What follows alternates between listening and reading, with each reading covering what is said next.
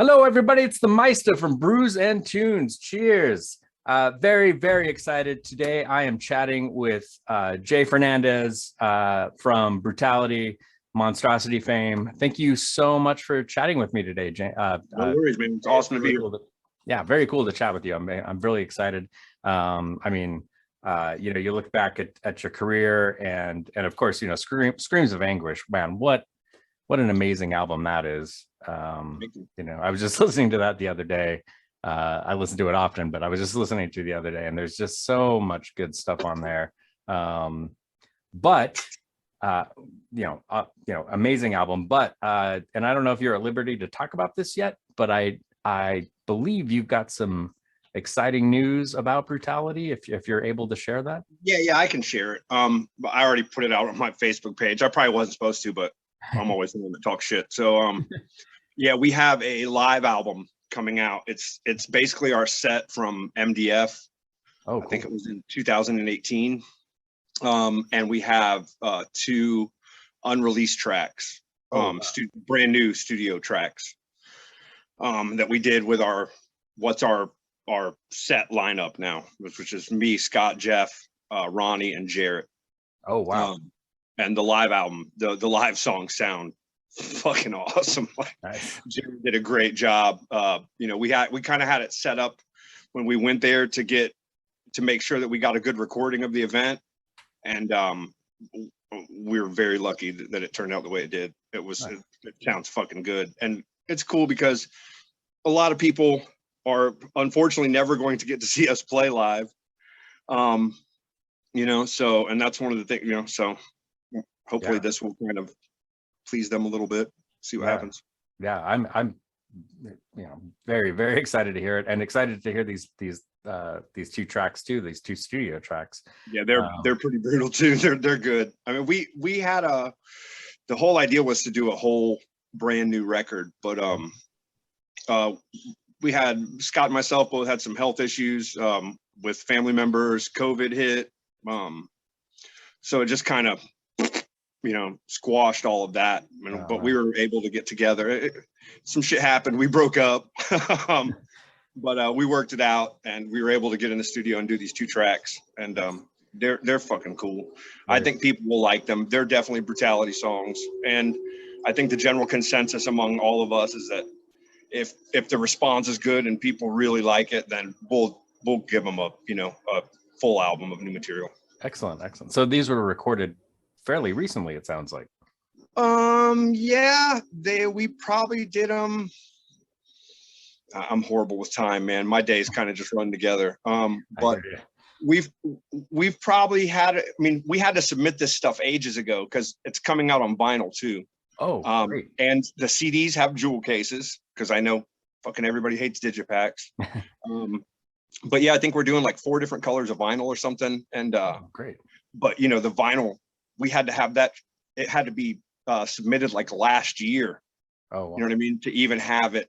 I think we just got the CDs in, but it's still not scheduled until March to be released. Wow. But yeah, I'm excited about it. The guys are excited about it.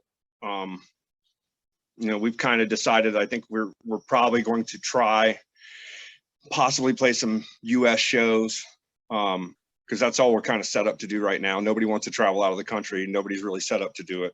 Yeah. We had some fests planned before COVID hit. That kind of fucked everything up overseas. But for right now, we're just going to concentrate on, putting this out, seeing how people dig it, and if they dig it, try and get on some fests in the U.S. In 2022 maybe, and record a new record. Excellent. That's great news. That's very exciting news. What company are you releasing this through? Which record company is this coming out through? Oh shit. Don't mean to put you on the spot. I'm sorry, man. It's oh god, they're gonna kill me, dude. They're going to kill me. I have their sampler and everything. I know Michael, the owner. I just can't. I'm having a fucking brain fart right now. Cool. I asked because I want to get online and take a look and see if I can pre-order. None of that stuff is up yet. Okay. Gotcha. I know that they've put a fair amount of money into it because they're, like I said, doing the 4 different colors of vinyl and all that stuff. So it's going to be promoted, hopefully very well. We haven't had a lot of luck with record companies in the past, but you know, it's just the nature of the business, I guess. Yeah. But yeah, I'm so pissed at myself that I can't remember the name. Oh, it'll come back. But I really don't. I really don't care about any of that shit, man. Right. To be honest with you, you know what I mean? Like, it doesn't matter who we sign with. It's not like we're making money to worry about. You know what I mean? Like, so it's kind of just like, put it out. You know, I know we have a pretty good deal with them, because of where we're at as far as, you know, people wanting to work with us, I guess. But it's still, at the end of the day, it's not like we're making even tens of thousands of dollars. Right. Well, the important is to get the music out there, right? Yeah, I just do it, man, because I love it. You know what I mean? And that's why we all do it. You know, we've been doing it for a long time. And when we're in a room together and we're on stage together and it's hitting right, that shit is sick. You know what I mean? It's awesome. So what is the title of the live album? Sempiternity. Okay, cool. It means something. It's like timeless, or, you know, eternal. I forget. Nice. Very cool. I just play guitar at this point. Well, let's kind of go back in time a little bit. You know, tell me about kind of those early days of Brutality. You know, like, because you joined in 91, correct? Yeah, and they had been around. They actually formed in 86, and we had a mutual friend between me and Brutality, this guy named Randy DeWitt, Randar the Barbarian. He's an awesome dude, but I've known him forever. And he introduced me to their music right around that time, like 87, 80. So they were like kind of always around. And I was one of those kids that when I started playing guitar, I just practiced a lot. So I got pretty decent pretty quick, I guess. So I was a kid at the parties playing, you know, all the new thrash songs and shit. And a long time before 91, they had asked about me joining, and without going into too much detail, it just wasn't for me at the time. You know, it wasn't my bag. And then years later, they parted ways with a member and were looking for another guitar player, and it got brought up again. And I went and jammed with them. And I was getting into death metal at the time. And they were always kind of a more thrashy type band. They had written some songs, you know, that ended up being on Screams that were more in a death metal vein. And that was mainly because of the switch to Jeff singing. Okay. And then we eventually got Scott and all that stuff. But I joined in 91, and we just kind of hit it off, and I started learning the songs that they wrote. I contributed some songs. We wrote some songs together, and we recorded, and it was cool. You know what I mean? I don't know, man. I wish I'd paid more attention to everything that was going on back then. You know what I mean? Because to me, it was just like, I'm just doing what I'm supposed to do, I guess. You know what I mean? I just show up and do what I'm supposed to do. I didn't take it all in, really. Right. As much as I should have, but it was fun, man. It was fun. And then shortly after that, I had some personal problems. I got kicked out of my house and all this other shit. So then I got kicked out of the band. And then I joined Eulogy after that. Okay. Which was cool. That was a good time. They're one of my favorite bands still to this day. Nice. And then you also were in Monstrosity. When did you join Monstrosity? Because there's would have been like when that happened. I think In Dark Purity came out in 99 or 98 or something. So it was like a year or two before that. Okay. Jason Avery, who was in Monstrosity, who was in Eulogy, had joined Monstrosity. Oh, okay. And recommended me to Lee after Jason Morgan had left the band. After they did Millennium.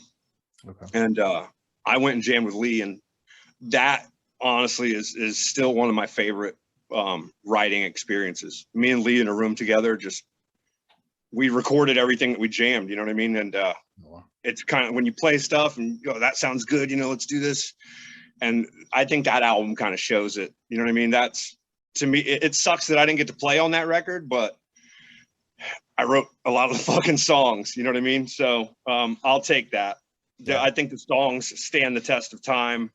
So I mean, I don't have a lot of work, you know, like especially considered, you know, compared to guys nowadays that are like on fucking a million different albums. Like, Right. you know, I played on 17 albums this month. You know what I mean? Yeah. Like, Right. I don't have like a huge catalog, but it's quality shit. I'd like to Yeah. think, you know what I think mean? so. It's very solid. I mean, you listen to your guitar tones on Screams, and I mean, it's a thing of beauty. I mean, you know, it's this, you know, intense death metal, but I mean, your guitar tone, your melodies are incredible. I mean, really incredible. I mean, Thank you. and I It's think, funny that you say that because I hate.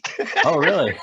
Oh yeah. I mean, it's good for the time, man. But again, I was really kind of you know, we didn't have the internet and shit back then like today. You couldn't research gear and you know, just even learning shit. Well, it was just a totally different world, man. It was just it was so I didn't know about gear per se. I had a nice guitar. I had a Ibanez, but I didn't know about what amps to do with, you know what I mean? I think we borrowed like a Marshall JCM 800 or 900 from some guy that we knew, and used Donnie's Ampeg solid state head. Okay.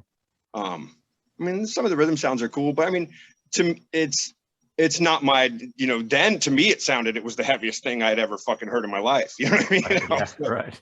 19 or 20 years, whatever, I was just like, holy shit, this is amazing. But nowadays when I go, it's just like anything else, you know, I'm my own worst critic. So I go back and listen to it. And I'm like, God, if I would have known half of what I know now, then, you know what I mean? Yeah. It would have been a different story, but it's cool. People dig it. And that's really all that matters. I never would have thought that people would be interested to fucking come see me play, or I'm fucking 50 years old, dude. You know what I mean? Like, and people are still like into it. You know, I see this, you know, our stats on Spotify, we get like young listeners and shit. And to me, that's just blows my mind. And the fact that people are listening all over the world and shit, that's fucking amazing. You know, I never thought that would have happened. I mean, and that's the thing. I mean, you guys, along with all those other bands from Tampa, I mean, it was revolutionary. And I mean, that's one thing I wonder about. Did you have a sense at that time that you were definitely, something big? Because we were, you know, like I knew, but there was before Cause of Death came out, the Obituary record, they had an ad out for like a guitar player, and they were looking after Alan left. And so I had seen Executioner at the Volley Club, which was Obituary, you know, whatever. And so I saw this ad and I was like, okay, well, let me go listen to Slowly We Rot. And then all Alan's solos are like Kerry King, whammy bar, you know, woo, woo, woo, woo, you know, all that shit. And that's not my bag. You know what I mean? That wasn't my thing. So kind of didn't pursue it. I was like, well, they're not going to be into the way I play, you know? And then I'll never forget, dude, that Cause of Death came out, and Randy, the same guy who got me hooked up with Brutality, I was at his house. He's like, dude, you have to hear this, you know? And he puts on Cause of Death. It's like, woo, woo, you know, Murphy, all melodic. I'm like, you motherfucker. You know what I mean? Like, rev up pitch. Yeah. Yeah, that's just it's but yeah, so like all those bands, I knew who Morbid was. I mean, I knew that they were all signed. Tampa was electric back then. It was like, and then we kind of got caught in the second wave of signings because the labels had already figured out that Tampa was hot shit. You know, Deicide, all that other shit was already happening. Malevolent was already happening. Nocturnus was already, you know what I mean? So they were like looking for other bands, and they got us, Resurrection. You know, we were kind of in that second wave. We actually got we played at the Metal Awards right after we had gotten signed, and we hadn't announced that we had gotten signed, and we won Best Unsigned Band that year. The same year that we got signed. That was kind of cool. But yeah, man, you knew that something was happening. I mean, shows back then, basically most death metal shows that were like, when they did the Metal Awards, they did it at the Ritz. It was like packed, 1,200 people, you know. It was packed. When Death played there, it was fucking packed. I mean, beyond, not even the main room and the hallway into the event hall was packed. It was just ridiculous. The turnouts for shows used to be a lot different back then, but I think it's because we had Frank and Aces. That was a big thing, man. The record store that Frank had at the flea market, that did a lot or the scene, and it became like its own thing, man. People would make pilgrimages from all over the world to that fucking place because it's like this death metal fucking super record store, and David Vincent worked there and James Murphy worked there. You know what I mean? Like, right, yeah. It's like holy shit, 14-year-old kids coming all over themselves, like, oh God, I gotta do this. But even when they moved to Fowler, I eventually worked at the Fowler location, and like there was a kid that like was from Israel and like had gone to visit his aunt in Orlando and ridden on a bus by himself to come to Aces.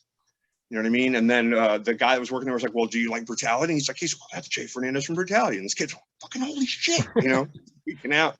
It was the vibe was crazy, man. It was nuts. It really was. I look back fondly. It's not because of my youth, man. It's just because of the atmosphere, man. It was like potential in the air. You know what I mean? And people think that that's going to come back, but I don't think so. Yeah, it was such a different time. Not with death metal, not like that. You know what I mean? It's my only critique of death metal is that it's almost becoming a caricature of itself. You know what I mean? Like, and that I don't like. That's why I don't like to, let's play as fast as we can and grunt as low as we fucking can. And who cares if we have lyrics? And I mean, it's cool for a song, but then it's just kind of like, there's no emotional heft to it. There's nothing that, that was kind of what connected me with a lot of the death metal was I got the same feeling out of listening to it that I did listening to like Dio. Yeah. Dio was like a fucking motivational speaker. You know what I mean? Like, right. You just put these songs on, and next thing you know, you're doing fucking 90 miles an hour in your car. Stand up. And it was like a more aggressive form of that. You know what I mean? And that's what kind of drew me to it. But I think I'm the same way. I think we're similar in age, and I think that I felt the same way. I always thought it was funny, and maybe you'll find this amusing, but my mom couldn't understand. I mean, one, she doesn't like the music, but she's an older woman, but she just didn't. It's like, how can all these young men they're from Florida, why are they so angry? What are they so angry about? It's sunny there. Like, I don't know, Mom, but it's amazing music. That's fucking great. Yeah. The thing is, I don't think a lot of us were angry. It was just, I mean, I can't speak for everybody, obviously, but it was really just fun, man. And it was a way, like, the thing I miss about playing live is it's a way to get your aggression out. You know what I mean? I think that's what it was for the fans too, with all the extreme music, thrash and everything. You know what I mean? People go beat the shit out of each other for, a couple hours in a pit. It's like, it's therapy for some people. You know what I mean? Yeah, exactly. And to see that shit happen in front of you is to be standing above that, you know what I mean? And like be waiting to play, and then your drummer goes and you start blasting, and then everyone just just starts beating the shit out of each other. Is fucking amazing. Yeah, I bet that's electrifying. That shit is amazing. You just feel, like it's just so sick, dude, to see that happen, and you're like making it happen. I mean, you're helping it along. Yeah. You're providing the soundtrack for this fucking mayhem that's happening, and it's fucking cool until they jump on stage and like hit your fucking pedal. Right. Yeah. That's not cool. But yeah. So, but yeah, it's fucking awesome. That shit is why I love. The only thing that compares to that, man, music wise for me, I think is like making a room full of people get up and dance, because I play all different kinds of music. Oh, cool. That's pretty powerful. And then they weren't my lyrics, but I did a Kiss tribute one time with some friends, and we did the whole deal, dude. Like, it was like all these bands that covered a couple of Kiss songs, and we did a show at the Ritz, and we did the whole deal with like all the makeup and everything. And we did She and like Christine 16, but we did Christine 16 like Typo Negative would have done it. Oh, wow. And we were dressed up like Kiss, you know what I mean? And people still knew what the fucking song was. And so like, and it was packed. It was like the big magazine, Creative Loafing, that did this thing years and years ago. And there's people in the front row, like they're at a fucking Kiss concert, and they know all the words to the songs, and they're like fucking singing along, Nice. And that happened to me before I ever saw that happen in Brutality. And then when we played at MDF, man, and I saw fucking people in the audience doing that shit, you know what I mean? Like, that just knew the songs. That's fucking amazing. You know what I mean? Like I could die tomorrow. That's fucking cool. Most people will never get to fucking experience that. You know what I mean? Yeah, I would imagine that's, yeah. I mean, I don't know. I'm not a musician, but I would imagine that's got to be really cool, a really cool feeling to have, to look out and see people singing along to the lyrics, or have people, I've had kids walk up to me and fucking sing my leads to me, kind of like, oh dude, I love that one part. It's like, you know what I mean?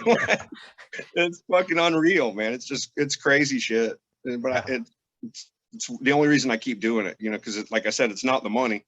Yeah. You know what I mean? I don't think it is for most of us, unless you're an established fucking band. So that's, I kind of have respect for I have respect for everyone, but especially for the guys that are still just putting it out because it's what they want to do. You know what I mean? It's like, you have to respect that. Right. In my book, especially in the, especially for underground or whatever, extreme metal, whatever you want to call it. Cause none of these guys are millionaires, and they got to slug it out. They got to, tour the world, and, and they're not going to make millions doing it. So it's definitely a love of the music, which is cool, and Brutality would, people ask all the time, like, oh, they say that we're underrated and stuff. And I don't think it's that we're underrated, because there's like anybody that was into, that time period of music, or that delve, even today delves into the Florida death metal scene. Yeah. They're going to come across us. Yeah. You know what I mean? But they just had bad luck with guitarists and tours. You know what I mean? They had to tour for Sky Turns, the second album that they did with Brian Hipp. They had to tour for that record with just Brian, and we're a 2-guitar band. You know what I mean? That kind of hurt them. And they had more lineup changes, and they just never, you know what I mean? Brutality has always kind of been its own worst enemy in that aspect, as far as having opportunities. And for whatever reason, somebody in the band, it's life, man. It happens, but I really think that if they had been able to successfully tour with 2 guitar players and do it like everybody else did, because they got to tour with, I mean, like, I think their first tour, they toured with fucking Bolt Thrower. Oh, wow. You know what I mean? Wow. And like, I think one time they were supposed to go out with Obituary, and that got canceled. Who knows why that, but I mean, like, they had opportunities, we as a band had opportunities. I just think that it was, we shot ourselves in the foot, everybody did collectively. With me, being the way I was and getting kicked out of the band, that's what kind of started the, you know what I mean? Sky Turns Black was a fucking awesome album. Yeah. You know what I mean? And some people like the third album. I think the fucking Jerry Outlaw's leads on the third album are fucking insane. But it just kind of, it never, they weren't a consistent force, you know what I mean? Like Cannibal, it's just been boom, boom, boom, boom. You know what I mean? Like, even with lineup changes and everything, they're just not, they're unstoppable. They're touring and putting out records. You know what I mean? Like Obituary, same thing. Fucking Road Dog. You know what I mean? Yeah. And that's kind of, if you want to achieve any kind of level of success, that's kind of what you have to do. Is build yourself up to that level. But we're in our 50s, man. I ain't trying to build myself up to shit. I'll go play a festival, man. You know what I mean? Or I'll go play, like, I'll even go do 2 shows or 3 shows in a weekend or something if I have to, but you're not getting my ass out on the road. It's just not happening. There's not enough money in it to even, shit, dude. Why would somebody leave their job to go not make money? You know what I mean? Yeah. I'm gonna take my vacation to fucking go be in a van with dudes farting everywhere. Fucking no thanks. Right, yeah. I'd rather be on the beach looking at boobs. I love that. That is great. Let's go way back in time. How did you originally get started in music? Did you come from a musical family? Well, my parents listened to all different kinds of music. I didn't find out until later that my dad played a little bit of clarinet in high school. I found out that my mom's father, much later in life, that he was in like some kind of a big jazz band back in the 20s or something. Oh, cool. I didn't know any of this before I started, but my introduction to it was a kid I went to high school with named Wes Kissinger. His dad was like a minister of music at a church. Oh. But he had a Hondo guitar, and that was the first electric guitar that I'd ever really gotten to hold. And he showed me like Back in Black, you know, the first, you know, it was like, and I was kind of hooked. I just wanted a guitar. My grandmother bought me my first guitar like about a year later. It was like from Toys R Us, literally had a built-in speaker in it and shit. Oh, wow. But I loved it. I progressed pretty fast. My dad ended up buying me a little bit nicer Kramer Striker, you know, a year or two after that. And within, I don't know, man, probably, I think I started around 15, and I was jamming with this drummer, great drummer named Steve McKay, and Tommy Kiernan, and my friend Mike Dorman on bass. Tommy Kiernan was on guitar. And we used to jam in Steve's garage. And we would play like Metallica songs and Megadeth songs and fucking Faster Pussycat songs. Like we'd play anything, dude. It didn't matter, you know. Motorhead, but we were into everything. We did a couple of like little gigs at like the clubhouse in our neighborhood and shit, you know what I mean, to like high school friends. And then after the night I graduated, actually, the night of my graduation, I went to Ybor City with some friends, and there was like these dudes jamming in this fucking store on 7th Avenue. It was like a empty art gallery that these guys were jamming in. And I met the bass player. His name was Mike Allen. And I jammed with them. They had a guitar player who was also named Jay. But I jammed with him. I met him. And then I ended up like being in my first real kind of band with him.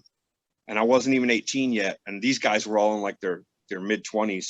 The guys I was in a band, I wasn't even old enough to get in the bars. And we were playing like Van Halen covers and Yankee Rose by Dave Lee Roth, just guitar driven stuff, but it wasn't metal, you know, by any stretch of the imagination. And I did that for a while. And then Tommy, the guy that I had started jamming with, he was in a band called Moriarty. They were more like, they were a little bit more thrashy, but they had a real singer, you know, like, you know, and we did kind of everything in that band. Some of the songs sounded a little bit like Megadeth. Some of them sounded like we did Journey covers. Oh, wow. Who fucking knows? But we played out quite a bit. People dug us or whatever. And then after that was when I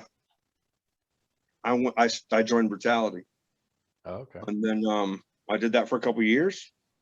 After Brutality, I did Eulogy for a little bit. Then me and Mike Bearden from Eulogy, and actually Clayton, who played drums, we did a thing called Angel Trumpets. Oh, yeah, I was gonna ask you about that. Which is another fucking trippy thing, because we did that and like put it on cassettes. And like I was on Facebook one day and some fucking dude tagged me from Chile and founded a fucking swap meet in Chile. You know what I mean? It was like, I was just wondering, is this you? And I was like, what the fuck? You know what I mean? Like, I don't even think we made 100 of those fucking things. Yeah, like, that's crazy. It wind up in Chile. You know what I mean? Like, but we actually had a little bit of success with that band. We actually got on a Pavement record sampler. Oh, and Mighty Music is who's putting out the Brutality record. It came to me. Nice. But Pavement, we got on a Pavement record sampler with like all these death metal bands, and we weren't death metal at all. We were heavy, but we weren't death metal. We had our singer was kind of Danzig-y, I guess. Bearden sang, and it was kind of more along the Danzig line, but it was just heavy, I guess. And then I did Monstrosity, and then I didn't do fuck all for a long time. That was when I started tattooing, and well, actually, I can't say that. I did start making hip hop beats for a while.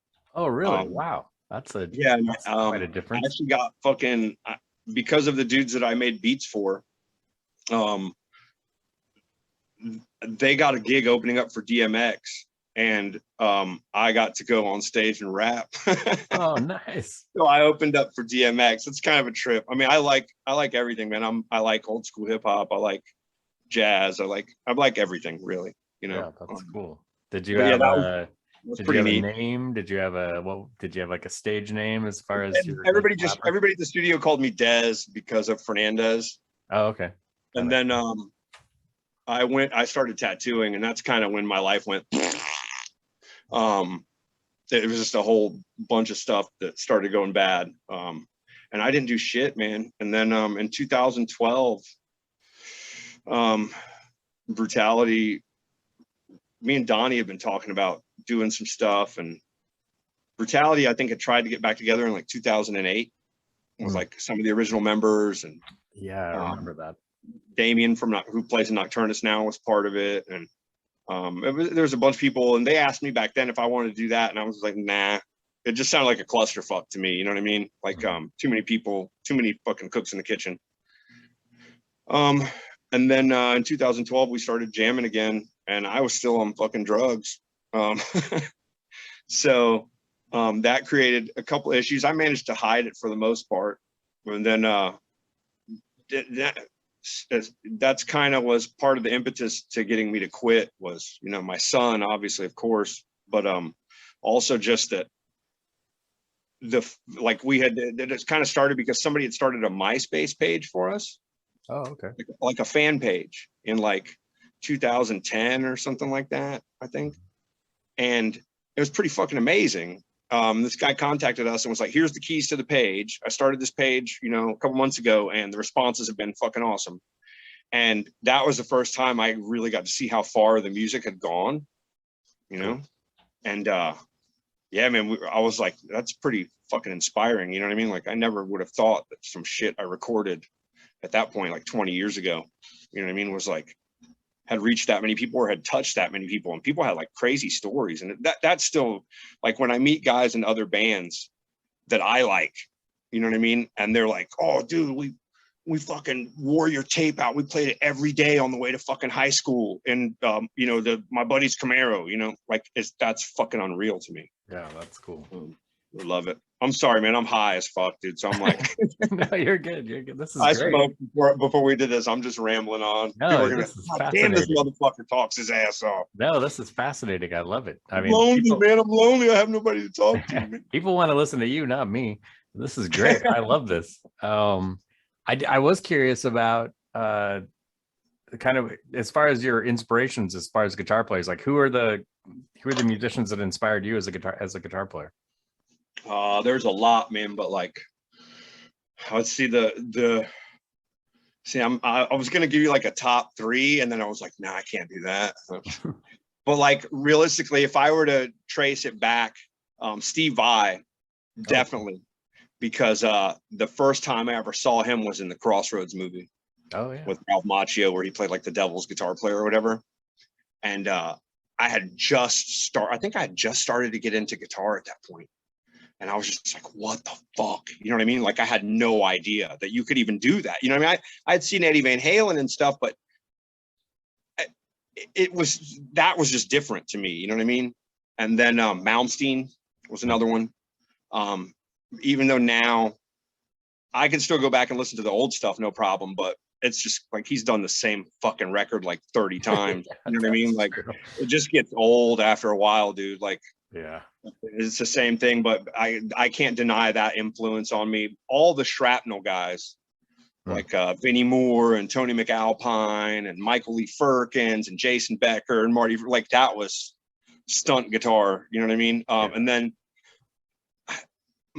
probably one of my biggest is Satriani, just because out of all of those guys, he was the only one that like they played his songs on the fucking radio. Yeah. Yeah. You know what I mean? Like, and I think the only other guitar player that had like I think it was like a top 10 record.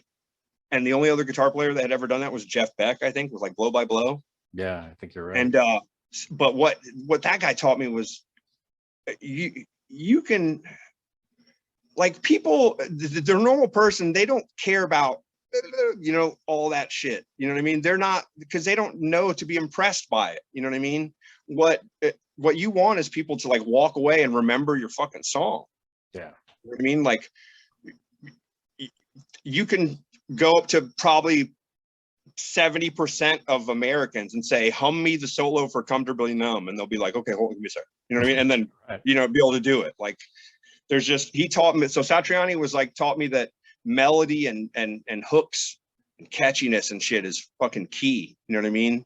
I still haven't adapted it and used it for shit, but you know, it's like an influence that it's one of the things that really drew me to it is because it doesn't like, I like a little bit of flash here and there. I like to, you know, my thing is probably like, if I do anything flashy, it's just to show the guitar players like, hey, I can play. But I think that anybody that's really good can listen to what I do, especially nowadays, and be like, well, that guy can play. You know what I mean? Yeah. Like, James Murphy called me a good guitar player, so that's some great credentials. That was right pretty there. cool. That was pretty cool. Yeah, but but yeah, that's neat. I like James, man. He's a fucking cool dude. Yeah, amazing guitar player and a super nice guy. He's just fucking way fucking super nice, like super nice. And he's quirky, you know, which is fucking cool. We all are, you know what I mean? But I appreciate that shit in people, you know what I mean? Like I like people that are fucked up like I am. What do you listen to now? What are you digging on right now? Oh God, I was worried you're gonna ask me this. I mean, there was like, I actually tried to find it because there was, and I couldn't find it before that we did this. But like somebody posted something the other day and it was some new band and it had some fucking Mystium Infern, one of these long fucking names. And I was like, oh, fuck, here we go. And I put it on and it was fucking sick. And I thought I had saved it to like watch it again later, but I couldn't find it. But like, I like Gojira a lot. Oh, I mean, I know that they're kind of a, you know what I mean? Some people, because they're too mainstream or whatever, but they're heavy as fuck, dude. Like I don't care what anybody says, they're just fucking heavy. And that's the thing, you know, my other thing with death metal and music in general is like, I like bands that are trying to make the crowd move. I don't like bands that are trying to impress the other musicians in the crowd. You know what I mean? Like I'm not playing to the guys that are in the back like this. Right. I'm playing to the kids in the front row. They're like, what the fuck? You know, freaking out. So, and I think the music is part of that. If you're doing fucking, you know, like most of these guys, you watch them play, man, and like from a musician's perspective, it looks fucking amazing. You know, like, wow, this dude's fucking technically brilliant. And on the albums, it sounds great. Again, for like maybe a song, and then you're like, fuck, it's just too much. But live, it's just like, you know, and they're all up there. Oh, looks fucking amazing, but it sounds like fucking shit. You know? Like it just doesn't translate well to a live setting. And then you take a band like Obituary, who does like, you know, they play fast, but a lot of their stuff is at mid pace. You know what I mean? And fucking the whole crowd is just, you know, going crazy. So I think a lot of the bands, you can tell who. I think you can tell. I think that's another reason bands change is because they go out on the road and they see what works, if that's what they're interested in doing. You know what I mean? Like, and that's why I think you see bands that get simpler kind of as they go along, because I mean, it sucks to say it, but you're dumbing down for your audience. You know what I mean? Right. But at the end of the day, that's a pretty powerful drug. So you see these people fucking, I mean, imagine going like someplace and seeing 70,000 fucking kids just in sync to your music. You know what I mean? You know, holy shit, dude. I'd probably pass out. Right. I think speaking of Obituary, I think one of the coolest things and it was such a weird, it was almost surreal in a lot of ways. My wife and I did the 70,000 Tons of Metal cruise a few years ago, and Obituary played. And that was the weirdest thing, like to see Obituary on the deck of a cruise ship, just rocking the fuck out. You know, it's just bizarre, but it was an amazing, they sounded so good, and they're so tight, and they're so fun to watch. Yeah, those guys, that's the one thing, man, I will say about those guys. Like I love them, but live, they have always been fucking amazing live. You know what I mean? Like I remember seeing them at the Ritz one time, and it's like burned into my fucking retinas. It was like a huge stage, and they had these two, like those hurricane fans, you know, one on each side of the stage, and they had the smoke machines on the stage, and both the fans are blowing at each other. So it's like making this fucking spiral of air, like this double hurricane in smoke. Oh, wow. You know, and they're just up there fucking tardy swinging his fucking dude. It was like, I mean, like, it's just burned into my memory. It was one of the heaviest it looked like a fucking music video. You know what I mean? Like, Right. it didn't even seem real. It was just, it wasn't like, and that's the other thing. Like I seen Dio live. You know what I mean? I saw Dio kill a fucking dragon. I saw one of his guitar players shoot a fucking spider with lasers. You know what I mean? Like, Right, yeah. no, but to just have it be, what's your stage show? What's up? 2 fans and some fucking fog machines. Yeah. It's fucking heavy as fuck because the music is heavy as fuck. Yeah, they're one of my favorite bands, and I've probably, out of all of the Florida death metal bands, I've definitely seen them more than anybody else. And they always fucking pack out.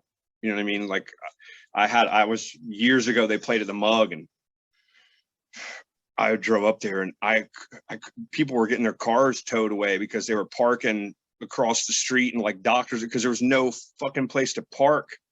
The same thing just happened at that death show. Like, I didn't even think I was going to be able to park anywhere. I finally ended up having to park on the side of the fucking highway to even get in there, because it's just ridiculous. There's so many fucking people, but that's good. You know what I mean? It's good to know that people still come out to support that shit in huge numbers like that. Like, that made me feel really good to see that. Yeah, it's cool that, and I think you mentioned this earlier. I think it's really cool that there's a young audience that is really fascinated by this music and really excited about it. I was kind of shocked. My son is going to go with me to see Nile and Incantation. Right on. And you know, and he doesn't really listen to death metal, but I just said, hey, I've got an extra ticket. Check this out. See what you think. And he emailed me back immediately and said, yeah, I'm in. I want to see this band. I just listened to their new album. This is killer. I'm like, great. Let's do it. So that's in a couple months. Both those bands are great live too. He's gonna lose his shit. Yeah. That's cool that you. Well, and that's the thing too, is I think, and that's why I'm really excited about this new live album of yours. I mean, I'm really hoping it kind of captures that energy of Brutality. I've never seen Brutality live myself, but I've watched footage before. And you know, you guys have a very strong stage presence. I think one of the things that comes across really well, like, I think the energy is there, but one thing that still to this day freaks people out, and it's because a lot of people, you know, like at MDF, it was a lot of people's first time seeing us. There was people that had flown in, you know, obviously for MDF, but a lot of people that were excited that we were going to be there. I met a dude from fucking China, like, I had literally flown from China to MDF, you know, and fucking amazing. Ow. But like, what were we talking about? The young people? Yeah. Yeah, there's it's fucking crazy, dude. Like, oh, the live album, I'm sorry. Fucking the energy of the live album, that's what we were talking about. It does definitely capture that. And one of the things that freak people out, that's what I was saying, one of the things that freak people out when they see us live is that we have 2 vocalists. Oh yeah. And I don't think a lot of people get that from the record. You know what I mean? Like, because I think a lot of people think it's just, they don't know Jeff sings. Yeah. And which is a fucking shame, because Jeff is fucking amazing. You know what I mean? Like, and so when they see us live, man, and it's like, they hear the double vocals on the album. You know what I mean? But I think a lot of people think it's just Scott. And fuck, man, people, that's one of the things people, holy shit, dude. Like, so that really comes across really well on the live album, because the dual vocals, I've always liked bands with it's like having 2 guitars. It just, if one vocalist is heavy, 2 vocalists is heavier. You know what I mean? Yeah, right. Yeah.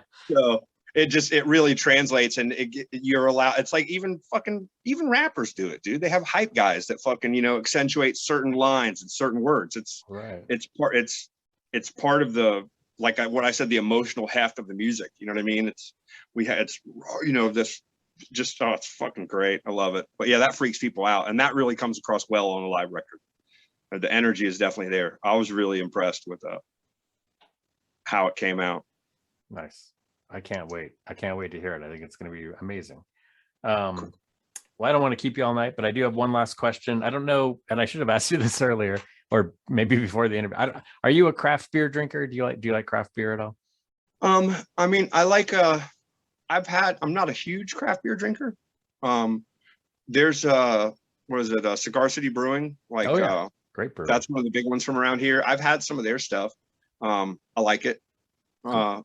Basically, like, I'm a real simple guy when it comes to beer. Like, I like Yingling Oktoberfest.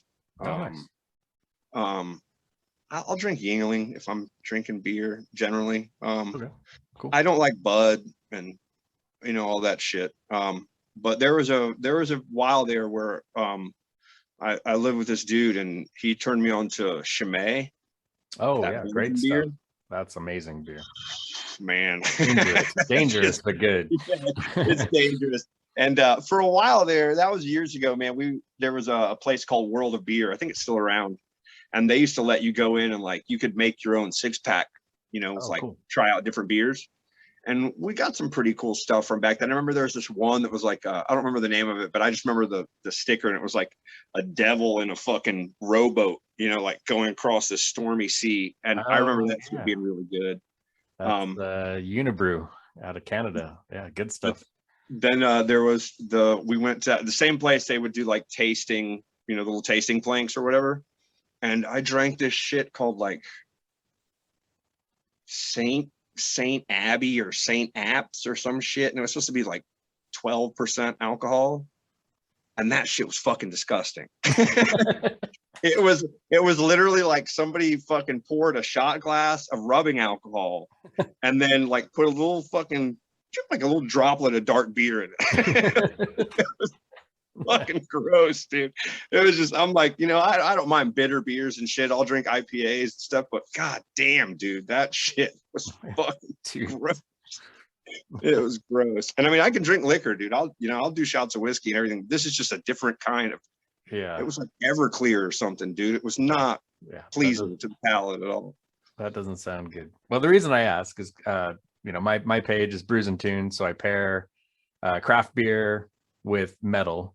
So I was curious, like, when you're just hanging out at home, like what pairing would you do? What, if you're drinking a Yingling or something like that, what would you throw on what would you be spinning? What would you be playing? I mean, right now I go through phases, man, with music. Like, I'm writing some stuff now for what could potentially be, because we have a bunch of songs written for the Brutality record, but I'm writing some stuff now. Cool. And when I do that, I don't really listen to death metal. Okay.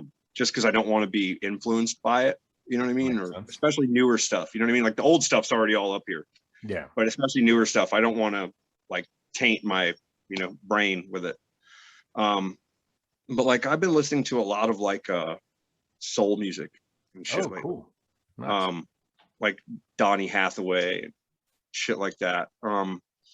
Old Marvin Gaye. I have like a Marvin Gaye greatest hits in the truck that I'm listening to. And that's just kind of fascinating to me because that was still when recording was kind of some of the older stuff, but the fact that it was recorded the way it was and it sounds so fucking good. Yeah. And then you have, people today that go into these multi-million-dollar studios, plug into all this fucking gear and sound like absolute dog shit. It's, and I think it goes back to what I said earlier about the emotional heft of the music. Yeah. And I think that's what killed like 80s rock, you know what I mean? Because everybody wanted to party and shit. And it was like, okay, well, what else are we going to do besides party? Yeah. You know what I mean? And then grunge came along and was like, let's kill ourselves. And everybody was like, all right. It was just kind of the same thing, man. The music's got to have some kind of emotional heft to it. And I think that's why death metal's kind of stuck around.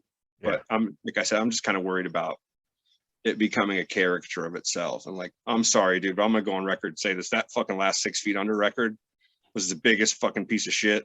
I'm sorry, dude. Yeah. I mean, no. They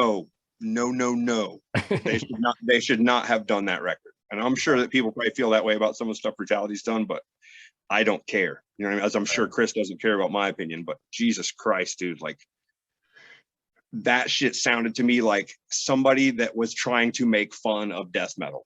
Right. You know what I mean? Yeah. Like some guy that had never heard death metal vocals and was like, oh, Cookie Monster, I'm gonna do a parody album. Bro.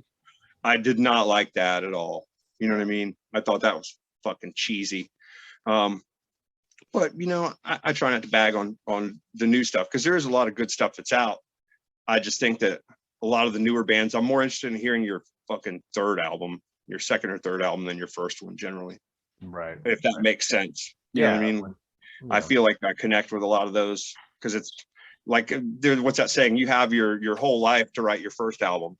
Yeah. And then you have like 2 years to write your second one, or you know what I mean? Like, so it's like, that's the way usually people that's the one thing about not recording and doing a lot of records. It's kind of cool is I still have riffs from fucking when I wrote the Monstrosity record Right.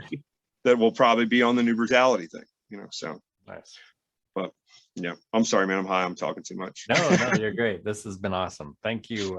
Yeah, this has been great. Jay, this has been a really fun chatting with you. Yeah, I had a really good time, man. Yeah, thank you so much. Yeah, and everybody out there, you know, definitely keep an eye out in March for the new Brutality album. I can't wait to hear Mighty it. Music on Mighty Music. Mighty Music. I will be picking Sorry, that up Michael. on vinyl. Yeah, I can't wait to check that out. That's going to be fantastic. So thank you so much. It's been an honor chatting with you. Thank you, man. Thank you for having me. Anytime. Have a good